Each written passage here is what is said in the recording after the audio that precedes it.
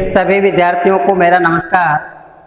तो आज देखिए भैया हम पढ़ने वाले हैं भौतिक व रासायनिक परिवर्तन। तो सबसे पहले हम बात करते हैं भौतिक परिवर्तन की। तो यहाँ पे हम लिखते हैं भौतिक परिवर्तन। साधारण सी परिभाषा है, ऐसा परिवर्तन जिसमें क्या होता है, पदार्थ के भौतिक गुणों में परिवर्तन होता है।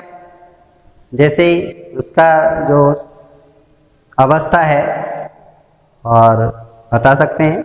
तो भौतिक गुणों में क्या होता है, परिवर्तन होता है, परंतु रासायनिक गुण व संगठन में कोई परिवर्तन नहीं होता है और न ही नया पदार्थ बनता। तो ऐसे परिवर्तनों को हम क्या कहते हैं, भौतिक परिवर्तन कहते हैं। और इसका हम उदाहरण ले सकते हैं। देखिए जैसे भौतिक परिवर्तन के उदाहरण हैं, नंबर 1 बता सकते हैं आप, बर्फ का पिघलना लिख सकते हैं इसमें। देखिए बर्फ का पिघलना। दूसरा है जैसे जल का वाष्प में बदलना, जल का वाष्प में बदलना। तीसरा हम बता सकते हैं पेड़ों को काटना, पेड़ या लकड़ी जो भी है, पेड़ों को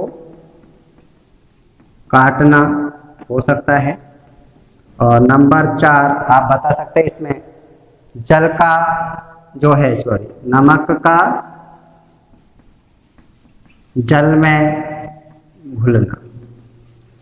तो इन उदाहरणों से हम भौतिक परिवर्तन को आसानी से समझ सकते हैं। देखिए यहाँ पर क्या होता है, केवल पदार्थ की भौतिक अवस्था में परिवर्तन होता है, नया पदार्थ नहीं बनता। और ये जो परिवर्तन होते हैं ये क्या होते हैं, अस्थायी होते हैं। इनको देखिए अस्थायी भी कहते हैं। क्यों कहा जाता है अस्थायी? क्योंकि जब परिवर्तन का कारण हटाते हैं तो पदार्थ उसी अवस्था में लौट करके आ जाता है। जैसे यदि हम बात करें तो यहाँ पर देखिए बर्फ है, बर्फ को जब गर्म करते हैं तो पिघल जाता है, पानी बदल जाएगा। और जब आप उसको क्या करते हैं, ठंडा करेंगे, यानी वापस उसको ठंडा कर देते हैं, तो वापस किसमें बदल जाता है, बर्फ में बदल जाता है। ऐसे ही है जल का वाष्प में बदलना, और उस वाष्प को ठंडा करने पर हमें वापस क्या हो जाता है, जल प्राप्त हो जाता है। पेड़ों को काटना, यहाँ पर देखिए जब पेड़ों को काटते हैं तो उसके जो रासायनिक संगठन गुण आदि जो रहते हैं उनमें कोई परिवर्तन नहीं होता है। तो ऐसे परिवर्तन को हम क्या कहते हैं, भौतिक परिवर्तन कहते हैं। ऐसे ही नमक का जल में घुलना, तो नमक का विलयन बन जाता है और आप इस विलयन को गर्म करके और नमक को वापस प्राप्त कर सकते हैं। यानी ये जो सारे परिवर्तन होते हैं ये सब क्या है, अस्थायी है, यानी उत्क्रमणीय होते हैं। और ऐसे परिवर्तन को हम क्या कहते हैं, भौतिक परिवर्तन कहते हैं। अब हम बात कर लेते हैं, देखिए रासायनिक परिवर्तन। रासायनिक परिवर्तन, अब रासायनिक परिवर्तन क्या होता है, तो सिंपल सी बात है, रासायनिक परिवर्तन की परिभाषा है ऐसा परिवर्तन जिसमें पदार्थ के रासायनिक गुण व संगठन बदल जाते हैं और क्या होता है, एक नया पदार्थ बनता है। ऐसे परिवर्तनों को हम क्या कहते हैं, रासायनिक परिवर्तन कहते हैं। और ये जो रासायनिक परिवर्तन होते हैं ये स्थायी होते हैं, यानी कि इनसे वापस पदार्थ उसी अवस्था में प्राप्त नहीं होता है। अब हम बात कर लेते हैं उदाहरण की। देखिए उदाहरण के लिए आप देखते हैं, पहला जो उदाहरण लेते हैं नंबर 1, जैसे लोहे पर जंग लगना। देखिए लोहे पर जंग लगना क्या है, एक रासायनिक परिवर्तन है, लोहे पर जंग लगना। इस प्रक्रिया में क्या होता है कि लोहा नमी से और वायु की ऑक्सीजन की उपस्थिति में धीरे धीरे उसमें जंग लग जाता है और वो नष्ट हो जाता है। तो हमें वापस उससे लोहा प्राप्त नहीं हो सकता। दूसरा उदाहरण हम लेते हैं, जैसे दूध से दही बनना। अब देखिए दूध से जब दही बन जाता है तो दही से हम क्या है, वापस दूध प्राप्त नहीं कर सकते। इसलिए ऐसा परिवर्तन क्या है, रासायनिक है, यानी कि ये क्या अनुक्रमणीय होते हैं। ऐसे देखिए नंबर 3 उदाहरण ले सकते हैं, जैसे फलों का पकना। फलों का पकना, अब फलों का पकना भी क्या है, एक रासायनिक परिवर्तन है। क्योंकि उसमें क्या होता है, रस के संघटन गुणधर्म बदल जाते हैं। जैसे कि कच्चा आम होता है, जब पकने पर आम बदल जाता है, तो वो क्या है, उसके गुणधर्म बदल जाते हैं।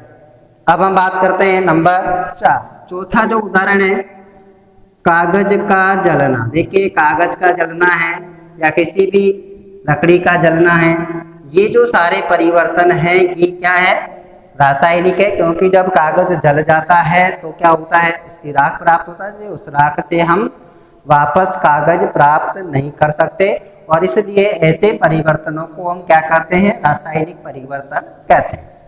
अब हम बात करते हैं, देखिए भौतिक व रासायनिक परिवर्तन में अंतर की, तो इनमें साधारण सा अंतर है, 2-3 अंतर हम इसमें बता सकते हैं। यहाँ पर देखिए मैंने लिख दिया है ये रासायनिक परिवर्तन। तो सबसे पहला अंतर तो यही होता है, देखिए इसमें क्या होता है, पदार्थ का